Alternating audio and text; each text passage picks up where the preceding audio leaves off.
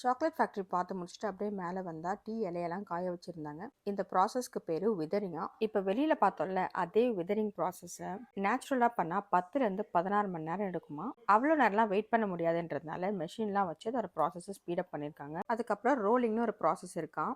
இந்த ப்ராசஸ் மூலயமா டீ இலையில இருக்கிற எசென்ஷியல் ஆயில்லாம் ரிலீஸ் ஆகிட்டு அதோட ஃப்ளேவர் அதிகமாகுமா. அதுக்கு அடுத்து ஆக்சிடேஷன் ப்ராசஸ். இந்த ப்ராசஸில் ஆக்சிஜனோட டீ இலை வந்து ரியாக்ட் பண்ணி அதோட கலர் வந்து நல்லா டீப்பாக டார்க்கான ஒரு கலராக மாறும். டீ இலை எவ்வளோ நேரம் ஆக்சிடைஸ் ஆகுது, எவ்வளோ டெம்பரேச்சரில் ஆக்சிடைஸ் ஆகுதுன்றது வந்து ஃபைனல் டீ ப்ராடக்டை அஃபெக்ட் பண்ணுமா. அதுக்கப்புறம் ஃபைனலாக ட்ரையிங் ப்ராசஸ், அதுக்கப்புறம் ஏதோ ஒரு ப்ராசஸிங் இருக்கான். இந்த ப்ராசஸிங்கில் பெரிய பெரிய இலையாக இருக்கிற டீ லீஃபெல்லாம் குட்டி குட்டியாக கட் பண்ணுறது, பிளெண்ட் பண்ணுறது, அப்புறம் வந்து ரோஸ்ட் பண்ணுறது, இந்த மாதிரிலாம் பண்ணுவாங்க போல். இது எல்லாத்தையும் பார்த்து முடிச்சுட்டு அங்கே காம்ப்ளிமெண்ட்ரி டீ டேஸ்டிங் வச்சுருந்தாங்க. அதையும் ஒரு கட்டு கட்டிட்டு பக்கத்துலேயே டீ கடை வச்சுருந்தாங்க. எந்த டீ தூள் வாங்குறதுன்னே தெரியல. எங்களுக்கு பிடிச்சதை வாங்கிட்டு வந்திருக்கோம்.